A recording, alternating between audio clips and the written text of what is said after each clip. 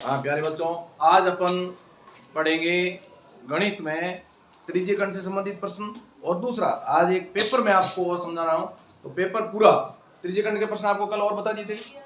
आज उस पेपर को आप मैं कितने प्रश्न सोल्व कर पाते हो? 10वीं बोर्ड का जो पेपर हो चुका है, ठीक है ना।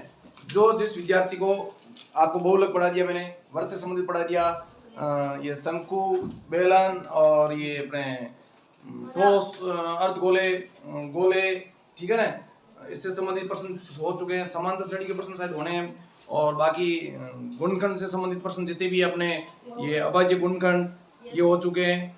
और जितने आपके 10th में जितना कोर्स आपका अपन 9th के कक्षाओं के अंदर भी पढ़ चुके हैं, 9th क्लास के अंदर भी पढ़ चुके हैं, उन सभी प्रश्नों को देखते हैं कि भी अपन इनसे संबंधित कितने प्रश्न हल कर पाते हैं। आज आपका पेपर ठीक 12 महीने बाद होगा। कितने महीने बाद होगा? 12 महीने। फिर भी आपके अंदर इतना कॉन्फिडेंस होना चाहिए कि मैं प्रश्न आज की तारीख में, अगर मेरा पेपर आज हो तो ही मैं टॉप फर्स्ट डिवीजन से निकल सकता हूँ। 70% या 80% से एबो मेरे नंबर आएंगे, कोई रोकने वाला नहीं है। आज की तारीख में ये पेपर आज है, और आज ही मान के चलो। इसका पहला प्रश्न है आपके सामने। पहला प्रश्न है 400 के अभाज्य गुणनखंडों की घातों का योगफल। ध्यान से सुनना, 400 के अभाज्य, ये पहला प्रश्न है। पहले का पहला प्रश्न 400 के अभाज्य, प्रश्न पूरा नहीं लिखूंगा, अभाज्य गुणनखंडों की घातों का योगफल। अभाज्य गुणनखंड करने हैं, क्या करना है? अभाज्य गुणनखंड, ठीक है ना। और फिर इसकी घातों का योगफल, अभाज्य गुणनखंड की घातों का योगफल कौन करेगा? मुझे बताओ, हाथ खड़े करो जिसको आता है। शाबाश। अभाज्य गुणनखंड सबका हाथ खड़ा है, बहुत अच्छी बात है। हाँ, ये नंबर लगेगा गोगाराम का। चलो, हैं कर लेगा? शाबाश। आ जाओ जल्दी, आ जाओ, थोड़ा टाइम कम है, जल्दी पेपर सोल्व करना है फर्स्ट और शॉर्ट में ही। दादा ये लो, वो ले लो, मार कपड़ा।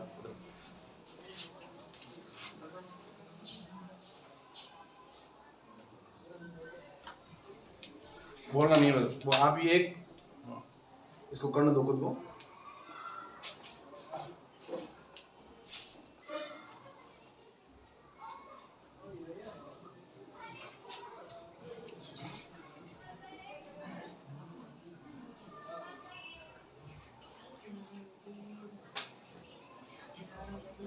हाँ कोई बात नहीं, कर लो। हाँ शाबाश।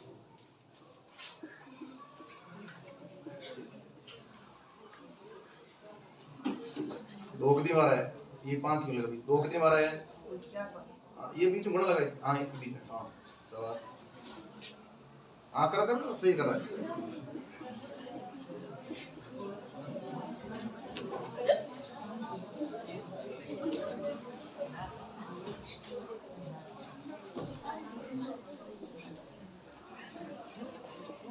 योग को लिखने तो यहाँ पास थे, और जल्दी करो। और गुणनफल पूछता हूं तो इसका, ये योगफल जैसे सही कर दिया बच्चों, सही किया ना?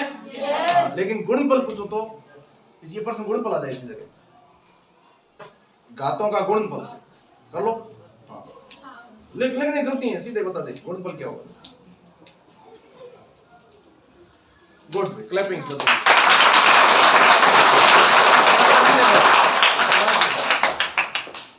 एक सिंपल वे से, ठीक है ना। आप इस बच्चे की थोड़ी सी त्रुटि भी ध्यान रखना। कहां से? यहाँ इसमें, हाँ प्रोग्राम ध्यान रखना है। यहाँ इसमें 2 का भाग जा रहा था, 2 का भाग जा रहा था ना। इसने सीधे दिमाग कहाँ लगाया? 5 कर दे। समझ गए ना? कोई बात नहीं, कोई गलत नहीं कर सकती इसको, ठीक है ना। लेकिन 2 का भाग आपका जा रहा था यहाँ, तो अपन 2 का भाग यहाँ दे सकते। समझ में बात, ठीक है ना। इससे संबंधित एक प्रश्न और देता हूँ, ठीक है ना। अगर ये संख्या आंकड़ा मान लो 5000 आ जाए, ठीक है ना, 500 या 5000 कुछ भी और आ जाए, ठीक है ना, तो कैसे करोगे? हाँ मिस्टर बादू साहब आ जाइए।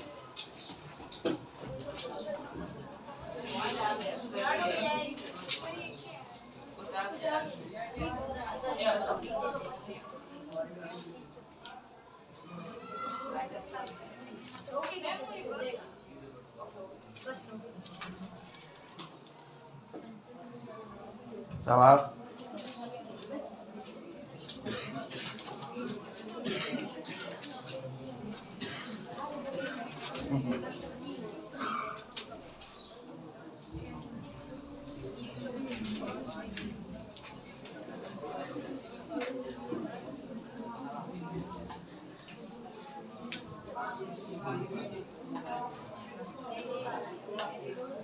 अरे घोटने की जरूरत नहीं है, दिख रहा है। फास्ट कर दो। हाँ अब बता दे घाते कितनी, सीधा सीधा बोल, लिखने की जरूरत नहीं है। 2 की घात कितनी है? 2 की घात 3। हाँ लिख दे, 2 की घात 3 लिख दे। आवाज नहीं बच्चों, बोलो नहीं, ये सुन लेगा पीछे, बीच प्लस नहीं बैठे, गुणा का निशान लगता है, निशान सही। हाँ 5 की घात कितनी है देख, सही देख पहले वापस। अब मैं पूछूं क्या, घातों का गुणनफल लिख देता हूँ, योगफल मत लिख। गुणनफल कितना होगा? घातों का गुणनफल 12। 12 कैसे करेगा? शाबाश, घातों का गुणनफल है 12, बहुत बढ़िया। और योगफल 7।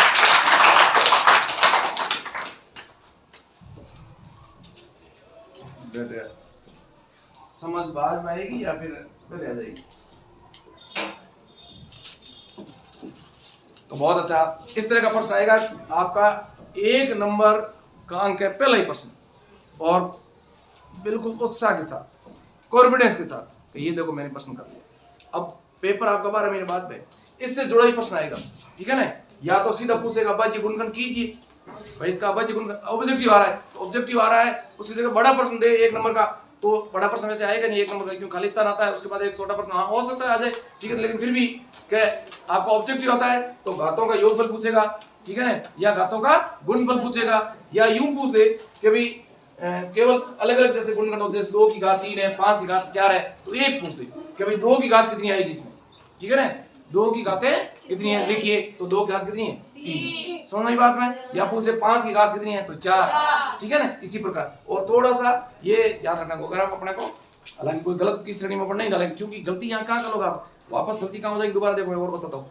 गलती यूं हो जाएगी जैसे आपने क्या किया, ये यहाँ 2 कितनी बार लिखा, 1 2 3, तो 2 की घात 3 लिख दिया, फिर दोबारा क्या लिखो 1 2, 5 की घात कितना लिख दिया 2 लिख दिया, फिर 2 आ गया और, तो बच्चा क्या करेगा 2 की घात 1 और यहाँ कर देगा, और कर देगा ऐसे, ऐसे करेगा। तो बच्चों देखो गुणनफल में क्या होगा, ध्यान से देखो आप, इसका गुणनफल आएगा, करेंगे अपन 3 दूनी 6, 6 एकम 6 कर देगा, जबकि उत्तर क्या आ रहा है 8, गलती होगी नहीं होगी। और योग करने में चलो कोई बात नहीं, योग तो आ जाएगा इसका साथ में, लेकिन गुणनफल में आपकी गलती हो सकती है, इसलिए इस बात का ध्यान रखें कि जब तक सीधा भाग जा रहा है 2 का तो 2 का दे, और भाग देते समय भी बच्चे, उस विद्यार्थी जिसको नॉलेज अभी भी नहीं है, तो इस बात का ध्यान रखें अभाज्य संख्याओं का ही भाग देना। किसका भाग देना है? अभाज्य संख्या। अभाज्य गुणनखंड का नाम ही क्या है? अभाज्य गुणनखंड। तो अभाज्य गुणनखंड में सोचो, ध्यान दो इधर, सबसे पहले छोटी छोटी अभाज्य संख्या कौन सी है? 2। कौन सी है? 2। और जो समवी है, जो क्या है? समवी है। उसके बाद कौन सी है? 3। उसके बाद कौन सी है? 5। उसके बाद कौन सी है? उसके बाद कौन सी है? उसके बाद कौन सी है? उसके बाद कौन सी है? उसके बाद इस तरह से 50 तक कितनी संख्या आ सकती है? 15 के आसपास कितनी आ सकती है? हाँ। और उसके बाद आगे कितनी है? 100 तक कितनी आ जाएगी? 25 से अभाज्य संख्याएं लगभग आप देख लेना, आज चेक कर लेना कि भाई कितनी अभाज्य संख्या आती है। तो पहला प्रश्न आपका क्या हो गया? सही हो गया। अब अगला क्वेश्चन है आपका, अगला क्वेश्चन इसका आ रहा है, पूरा ध्यान रखना है बच्चों। अगला प्रश्न है आपका बहुपद के, जिसमें के का मान ज्ञात करना है। ये आपसे थोड़ा सा समझाने प्रश्न करवाने की बात करेंगे। तीसरा प्रश्न आया है इसका, एक प्रश्न आपका पहला तो सही करे, सही करे वो मैं यहाँ लगाऊं, पहले का पहला सही हो गया, आपका पहले का पहला सही हो गया, फिर आपका पहले का तीसरा आ रहा है। तीसरा है 2 अंकों की संख्या। कितने अंकों की संख्या? 2 अंकों की संख्या। ध्यान देना इधर, कितने अंकों की संख्या है? 2 अंकों की संख्या। 2 अंकों की संख्या में इकाई का अंक, 2 अंकों की संख्या ज्ञात करनी है जिसमें इकाई का अंक, जिसमें इकाई का अंक क्या है? x, और दाई क्या है बच्चों? y।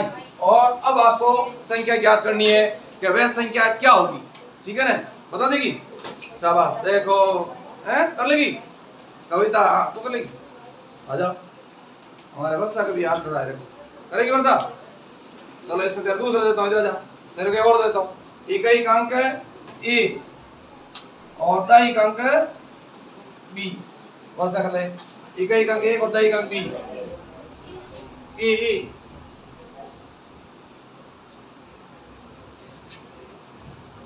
गुणा, गुणा नहीं, बीच में क्या है?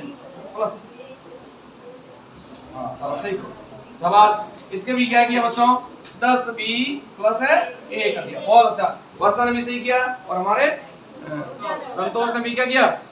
सही किया दोनों। देखो अब इस बात का ध्यान रखना है, अच्छी तरह सोच लो, इस तरह का कोई भी प्रश्न आएगा तो आपको 2 अंकों से, बच्चे कहाँ गलती करेंगे? अगर ऑब्जेक्टिव आ जाएगी बच्चे क्या करें दाई करेंगे। जैसे मान लो कोई संख्या 56 है, कोई संख्या कितनी है 56 है, बच्चा सीधा दो अंक है, दो अंकों को यूं लगाने 56 में 5 लगा हुआ दाई का 5 लगा, बच्चा क्या करेगा y और x क्या कर देगा x, बस ये ऑप्शन आती है बच्चा क्या कर देगा सीधे yx को राइट कर लेगा। क्या करेगा yx को राइट। हाँ ये दाई दो अंकों की संख्या ये पड़ी है। अरे गलती कर लेंगे इस तरह से, 3 अंकों की संख्या आ जाए तो भी कर लोगे ना आप। मान लो 3 अंकों की संख्या आ जाए, ये तो चलो 2 अंकों की है, 3 अंकों की संख्या आ जाए तो आप कैसे करोगे 3 अंकों की संख्या, ठीक है ना, जिसमें इकाई का अंक x, इकाई का अंक y और सैकड़ा क्या है सैकड़ा बच्चों z, ये इस तरह से अंक आ जाए। हाँ सब इतने याद खड़े हो गए, इकाई दाई सैकड़ा तीनों मैंने दे दिए, तो आप कैसे करोगे मिस्टर गणपत। हाँ सब है कौन सबका नंबर लग जाएगा, कितने कर पाते हो आशीष का नंबर लग जाएगा बेटे, कविता लगने वाला नंबर 2 मिनट। बस ये हमारे इसको पढ़ने दो।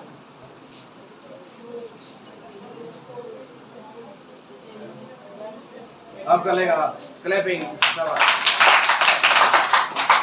बहुत अच्छा शाबाश। देखो अब इसका मतलब क्या है, आप 2 अंकों की संख्या आए चाहे 3 अंकों की आए चाहे 4 अंकों की आए, आपको डरना नहीं है, चाहे कैसी भी संख्या आ जाए मैं उसका आंसर क्या करूंगा सही करूंगा, बहुत ही सोच समझ के करूंगा और टाइम भी कम लूंगा। कैसे, क्योंकि टाइम इसमें ज्यादा भी नहीं लगाना है, फटाक से देखना है। तो अब एक और है, इस संख्या को कई बार ऐसा आ जाएगा 2 अंकों की संख्या का अंकों का क्रम पलट दो, यानी इसको पलटी मार दो। अगर 2 अंकों की संख्या का अंक पलट दो या परिवर्तन बदल दो स्थान, अगर स्थान बदलने वाले क्या हुआ, ये इकाई का अंक है वो दाई में चला जाएगा और दाई वाला इकाई में, यानी इकाई के स्थान पे y और दाई के स्थान पे x कर दो।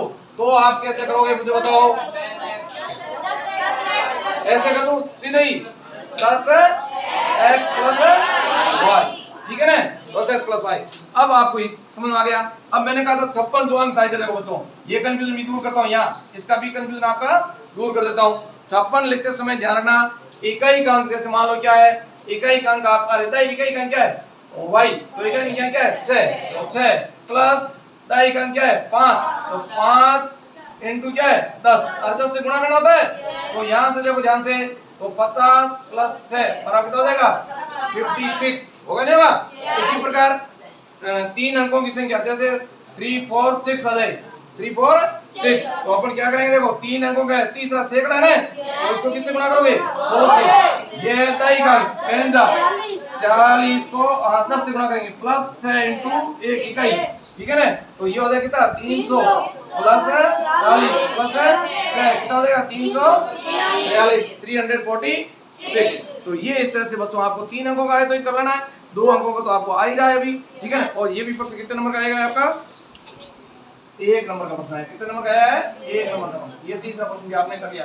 अब चौथा प्रश्न है बच्चों, चौथा प्रश्न आया इसका, कौन करेगा मेरे सामने, यहाँ से चौथा प्रश्न आया इस तरह से, दो देखो ध्यान से, ये चौथा प्रश्न है, 2 त्रिभुज है ए बी सी सर्वागसम, ध्यान देना 2 त्रिभुज सर्वागसम डी ई एफ, क्या है डी, इसने 2 भुजाओं का मान दिया है, ए बी का मान बच्चों कितना है 10 और डी ई का मान कितना दिया है 8, ठीक है ना, और पूछा क्या है बी सी अनुपात ई एफ, ये पूछ दिया है। फटाक से बताओ कौन हो जाएगा जल्दी जल्दी, फिर गोगरा हाथ खड़ा है, तन्वी का हाथ खड़ा है, कविता का हाथ खड़ा है, अशोक का हाथ खड़ा है, पीयूष का हाथ खड़ा है, और तेरा नंबर लग चुका है बेटे हैं, कौन बताएगा बता देगी पक्का, इधर से हमारे, हाँ तू आजा बढ़िया, दिमाग लगाओ फटाक सी।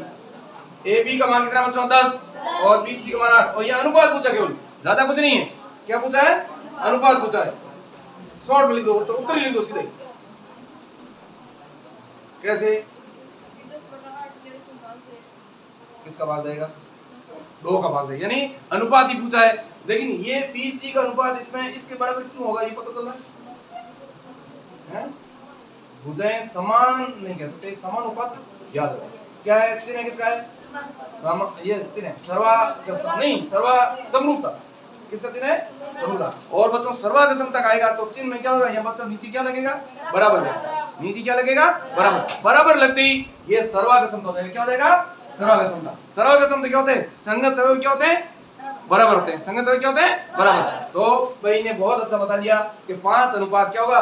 4। 5 अनुपात है 4। कैसे कि इसकी भुजाएं आपस में क्या होती है? समानुपाती होती है। समरूप त्रिभुज की भुजाएं क्या होती है? समानुपाती होती है। कर लोगे अच्छी तरह से। ये इस तरह से है 10/8 है, यानी इसका अनुपात। अब भुजाएं समानुपाती भी कैसे देखो? सीधा चित्र यहाँ दिया हुआ नहीं है, नहीं चित्र दिया तो इसको क्रमबद्ध तरीके से ध्यान रखो। ए बी, तो इसकी भुजा कौन सी है? डी के समानुपाती। मतलब ए बी बटे डी बराबर इसके इस बिंदु को छोड़ दो, क्या रहेगा? बीसी। बीसी बटे क्या रहेगा? ई है। ठीक है ना? अब इसके बाद शेष तीसरी भुजा अगर अपन लिखेंगे तो एसी, कौन सी है? एसी बटे डी एफ। ये इस तरह से भुजाएं क्या रहेगी आपकी? समानुपाती। क्या रहेगी? समानुपाती। तो ये इसका मान कितना दिया बच्चों? 10/8। तो इसका हो जाएगा 2 का भाग गया कितनी बार? 5 बार और 4। तो इसका क्या हो जाएगा? 5/4। अनुपाती पूछा अपने को, अनुपाती पूछा ना। अब एक और पूछ दूंगा बच्चों, इसका यदि कोण, मैं कोई ये कोण दे देता हूं, ठीक है ना? कोण दे दिया मैंने, जैसे मान लो बी का मान, कोण बी है, कोण बी का मान दे दिया मैंने 70 डिग्री। तो बताओ मुझे कोण ई का मान कितना होगा? कोण ई का मान, कोण ई का मान पड़ा कि हाँ कैसा मुझे लगी है 70। 70 क्यों होगा? हाँ बराबर कोण क्यों होंगे? कोण भुजाएं समानुपाती है और ये समरूप दिया हुआ है। क्या दिया हुआ है? समरूप। तो समरूप त्रिभुज के कोण क्या होते हैं? बराबर होते हैं, समान होते हैं। समझ भाई बात? भुजाएं समानुपाती होती है। भुजाएं क्या होती है? समानुपाती होती है। तो आपका कोण ई का मान भी कितना आ जाएगा? 70 डिग्री। तो इस तरह का प्रश्न अगर अनुपात ये नहीं पूछ करके बच्चों ध्यान दो, इसका अनुपात नहीं पूछ करके आपको कोण पूछ ले तो भी याद रखना है। इस प्रकार का कई बार ऐसे दो कोण दे देते हैं, ठीक है ना? और या फिर भुजाओं को अनुपातिक दृष्टि से चित्र देकर दे देते हैं। इस तरह से कोई आकृति आ जाए, ध्यान दो, कोई आकृति आ जाए इस प्रकार से आकृति अपन दे दे कि ये भी दोनों क्या है? समरूप है आपस में। क्या है? समरूप है दोनों। ये समरूप है P Q R A B C. जैसे मैंने भुजा दी थी यहाँ 3 सेमी, ये दे दी मैंने इसकी 6, ये दे दी मैंने 2 सेमी, ये दे दी 4 सेमी, तो यहाँ दे दी मैंने 4 सेमी। तो बताओ ये भुजा कितनी होगी? कैसे पता कि फटाक से 8? अनुपातिक दृष्टि से, क्योंकि ये इसकी डबल है, ये इसकी डबल है, तो ये इसकी कितनी हो जाएगी? डबल आएगी। अनुपातिक दृष्टि से 1/2 1/2 1/2। शाबाश। अब ये प्रश्न आपका कौन सा है? चौथा। कौन सा है? चौथा प्रश्न भी आपने सही कर लिया है, ठीक है ना? अब है इससे जुड़े हुए जितने भी प्रश्न हैं,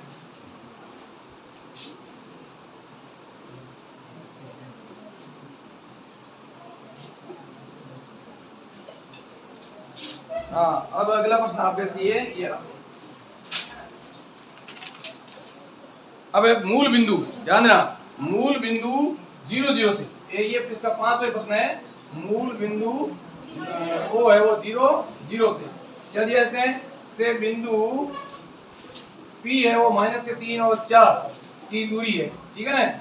ये दूरी ज्ञात करनी, मतलब इनके बीच की दूरी ज्ञात करनी। क्या ज्ञात करनी? ओपी। क्या ज्ञात करनी है? ओपी ज्ञात करनी। कौन बताएगा मुझे? बताओ ओपी की दूरी कितनी होगी? ओ से पी की दूरी, मूल बिंदु ये, तो पी की दूरी कितनी आ जाएगी? पड़ाक सी। ये मूल बिंदु आपको अच्छी तरह से बताया हुआ है इस तरह से, जिसको आता हाथ में करो। ये आपको जल्दी जल्दी जल्दी बताओ। ये x मूल बिंदु है 0 0, ठीक है ना? ये x है, ये x डैश है, y y डैश। तो मान लो p आपका कहाँ आएगा? यहाँ इस तरफ आएगा कहीं? क्यों? क्यों भैया? x क्या है? माइनस में आ गया, तो इसलिए ये p का दिशा कौन सी हो जाएगी? इस तरफ। तो यहाँ से मान लो 1 2 और 3, तो ये p और ऊपर क्या कितना काउंट कर रहा है? 1 2 3 और 4। ये यहाँ कहीं p आएगा, यहाँ आएगा कहीं p, तो ये p आपका यहाँ आ गया। अब इसके निर्देशांक आप लिखते हैं -3 और 4। अब ये सीधी दूरी ज्ञात करनी, ये सीधी दूरी, ये सीधी दूरी ज्ञात करनी। फटाक से कितना आ जाएगा बता दो? 5। कैसे किया?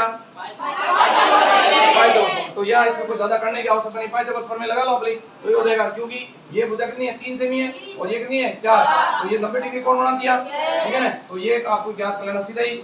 ओ से पी की दूरी आपको ज्ञात करनी है, तो 3 का स्क्वायर -3 का स्क्वायर प्लस 4 का स्क्वायर कितना देगा? 9 प्लस 16 कितना देगा? 25 कितना देगा? हाँ, ठीक है ना? तो इसका मान कितना आ जाएगा? 5 आ जाएगा। बहुत इजी, ये भी आपके लिए 5वां प्रश्न भी आपने कर लिया, ठीक है ना? इसका 5वां प्रश्न भी कर लिया।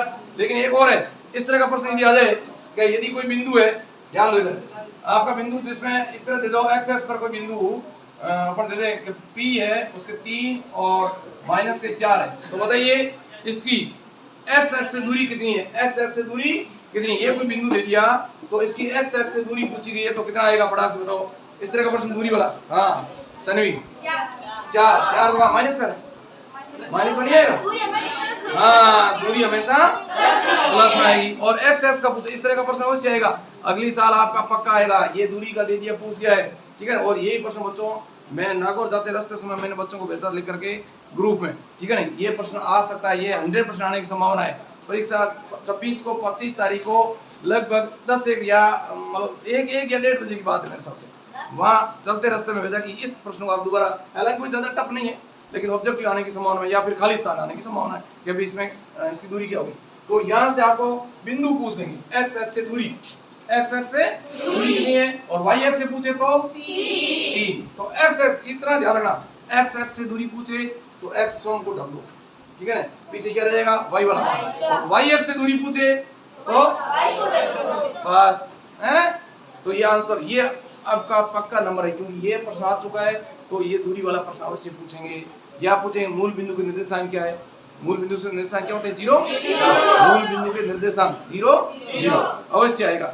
अब इससे अगला प्रश्न है निम्नलिखित प्रायिकता, क्या प्रश्न पूछा है, प्रायिकता नहीं, उससे पहले प्रश्न है आपका 8वां प्रश्न है बच्चों, ध्यान दो,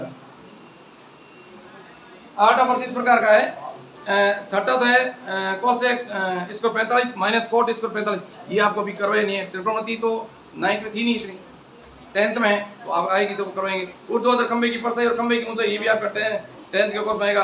एक प्रश्न है जो अपन 9th के लेवल में सीख चुके हैं, एक बिंदु P से वर्ग पर स्पर्शरेखा की लंबाई, ध्यान देना इधर, एक बिंदु P से वर्ग पर स्पर्शरेखा की लंबाई, ये मान लो P बच्चों, यहाँ से ये स्पर्शरेखा की लंबाई, यहाँ से ये स्पर्शरेखा की लंबाई कितनी है, 24, कितनी बच्चों 24, और फिर दिया है स्पर्शरेखा 24 और P की केंद्र से दूरी कितनी है 25, ये मान लो सेंटर पॉइंट है केंद्र, तो ये कितनी दी है 25, कितनी दी है 25, और इसने पूछा है वृत्त की त्रिज्या, क्या पूछा है ध्यान दो, ये वृत्त की त्रिज्या केंद्र हुआ है, इसको आप ए मान लो, ये त्रिज्या पूछी है, ये त्रिज्या कितनी आएगी बताओ, कैसे पता किया, 7 कैसे आएगी,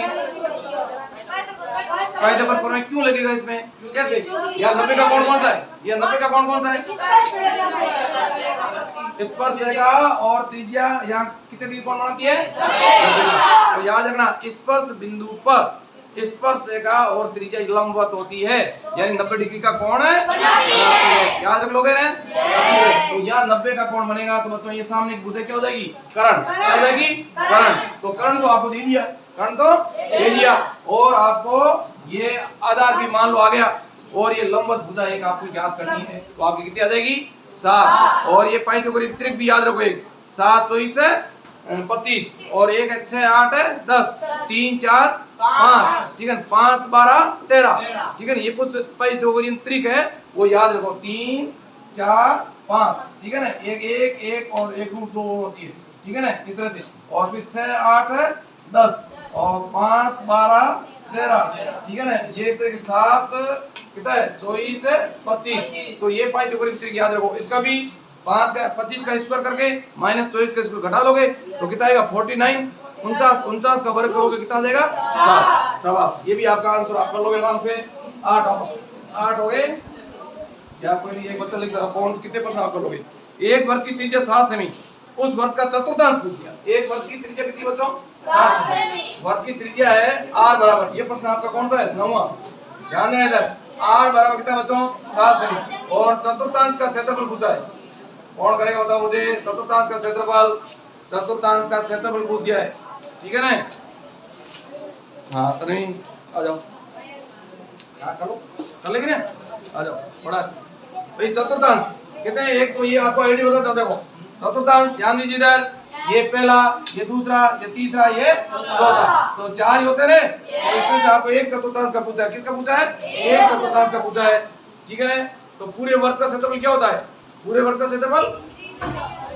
हाँ अरे बोलना नहीं है, हाँ ठीक है, शाबाश, यहाँ ये इससे सूत्र से कर रही तो ही चाहिए,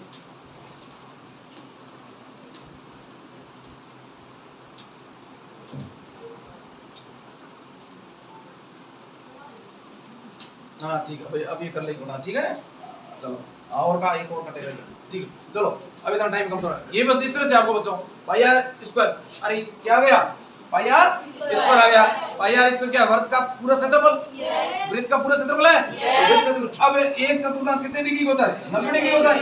और 90/360 यानी 1/4, एक चौथाई, अरे चतुर्थांश चौथा हिस्सा, ठीक है ना, चौथा हिस्सा। आपको चतुर्थांश का पूछा है क्षेत्रफल, तो आपको पाई आर स्क्वायर बटे 4 करो तो ये आपकी मर्जी, और पाई आर स्क्वायर थीटा बटे 360 करोगे तो यहाँ क्या है, एक चतुर्थांश कितने डिग्री होता है, 90 का होता है। तो 90 का भाग कितनी बार जाएगा, 1/4, तो ये 1/4 आ जाएगा। अब यदि इस तरह का प्रश्न आ जाए बच्चों, एक और चतुर्थांश का, या तो पूछा क्षेत्रफल और चतुर्थांश की जगह मैं कह दूं दो चतुर्थांश आ जाए, तो आप क्या करोगे, पाई आर स्क्वायर बटे 2 कर दोगे, क्योंकि 2 अर्धवर्त हो जाएगा। और यदि मैं पूछूं कि कुल चतुर्थांश शॉर्ट में लिख दे कि पाई आर का मान 7 सेमी है, तो बताइए 3 चतुर्थांश का क्षेत्रफल कितना होगा, तो क्या लिखोगे, पाई आर स्क्वायर 3/4, बस 3 चौथाई, अरे एक हिस्सा 1/4, 1/4 और 1/4, अब पाव आधा और पाव पूर्ण, 3/4 आ जाएगा ना। तो 3/4 पाई आर स्क्वायर, ये आपका अगर पूछे तो 3 का चतुर्थांश है। इस तरह का प्रश्न कई बार आ जाता है, चतुर्थांश का क्षेत्रफल दे दे आर पूछ देते हैं, ध्यान रखना, चतुर्थांश का क्षेत्रफल देकर के क्या पूछ देते हैं, आर, और वर्ग की परिधि देकर के, ध्यान देना, वर्ग की परिधि आपको दी हुई है, तो ये आपको क्या पूछ सकते हैं, आर, फिर उसके बाद क्षेत्रफल पूछते, तो भी ध्यान रखो।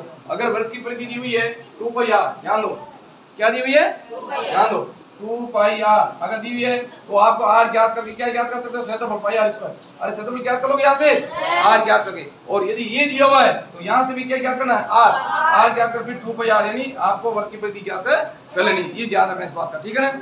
ये प्रश्न भी आपने कर लिया, 9वां प्रश्न था ना आपका, 9वां प्रश्न भी आपसे। अगला प्रश्न है एक शंकु की त्रिज्या, एक है शंकु की त्रिज्या, 10वां प्रश्न है आर बराबर कितनी है, 14 सेमी, और तिर्यक ऊंचाई एल कितनी है, 10 सेमी, कितनी है। और शंकु का इसने पूछा है बच्चों वक्र पृष्ठीय क्षेत्रफल, शंकु का वक्र पृष्ठीय क्षेत्रफल कौन सा होता है, शंकु का वक्र पृष्ठीय क्षेत्रफल पाई आर एल, शाबाश, पाई आर एल कौन करेगा,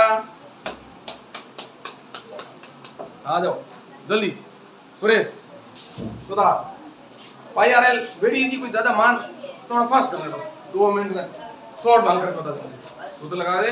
तो बच्चों पाई आर एल, अब ये 2 सेकंड लगेंगे इसको, और यदि शंकु का संपूर्ण पृष्ठ आ जाए तो ये आपको याद रखना है, ठीक है ना, गुड, शाबाश। और बेलन का वक्र पृष्ठ आ जाए तो 2 पाई आर, जैसे मैंने कहा 2 पाई आर और क्या आ जाएगा एच, ठीक है ना। और इसमें हाँ चलो कोई बात नहीं, हो जाएगा। अब देखो ध्यान से, आपको इस बात का ध्यान रखना है, अगर ये बेलन शंकु का ये आपको वक्र भाग कौन सा, ये वाला भाग वक्र भाग, ठीक है ना, इस वक्र भाग का आपको ज्ञात करना है। शंकुनुमा आकृति अपने घर में आपने देखी होगी, पुराने जमाने में क्या होती थी, अपने घर का झोंपा ऊपर का भाग होता है ना, गोंपली जो कहते हैं, ऊपर के सच को क्या कहते हैं, वो शंकुनुमा, केरोसिन भरने वाले छोटे छोटे कीमे होते थे, इन्हें का जोकर की टोपी आपने देखी होगी, ये सब शंकुनुमा आकृति है। किसकी आकृति है, शंकुनुमा आकृति है। तो बस ये आपको, ये केंद्र मान होता है आर त्रिज्या, और इसमें एक लंबवत बीचों बीच क्या होती है, एच हाइट है, और झोंपे में क्या होता है इस तरह से सेंटर में है थंबली, हाँ, तो ये इस तरह से उसको एच, और ये तिरछी ऊंचाई, तिर्यक ऊंचाई क्या करते थे बूढ़िया, हैं किससे खींचते थे, हैं डोरी है बूढ़िया फिर क्या बता, डोरी हमनी भाषा है, इस तरह से सज लगाते थे, तब ये हो जाता, तो ये आ जाता आपका क्या, तिर्यक ऊंचाई, तिरछी ऊंचाई होती है। और फिर इसमें क्या होता है बच्चों, ये इस तरह से ऊपर यूं और रिंगे मरती रहती है, ऊपर यूं मरती इस तरह से, सज उड़े नहीं, सज उड़ करके कहीं जाए नहीं, समझ गए ना। तो ये तिर्यक ऊंचाई एल होती है, ये आपकी हाइट क्या है एच, और ये आपकी त्रिज्या क्या है आर। तो बस इसका संपूर्ण पृष्ठीय क्षेत्रफल पूछा, आपको ध्यान देना, संपूर्ण पृष्ठीय क्षेत्रफल पूछे तो आपको क्या ज्ञात करना है, ये बीच का पेंदा और ज्ञात हो जाएगा। ये क्या होता है पाई आर, इसमें क्या होता है पाई आर स्क्वायर प्लस ये वक्र पृष्ठ होता है पाई आर एल, तो इसमें कॉमन क्या रहा है, पाई आर कॉमन आ रहा है, क्या रहा कॉमन आर प्लस एल। तो ये यदि आपको शंकु का संपूर्ण पृष्ठीय क्षेत्रफल पूछे तो आपको ये ज्ञात कर लेना। और यदि पूरा झोंपा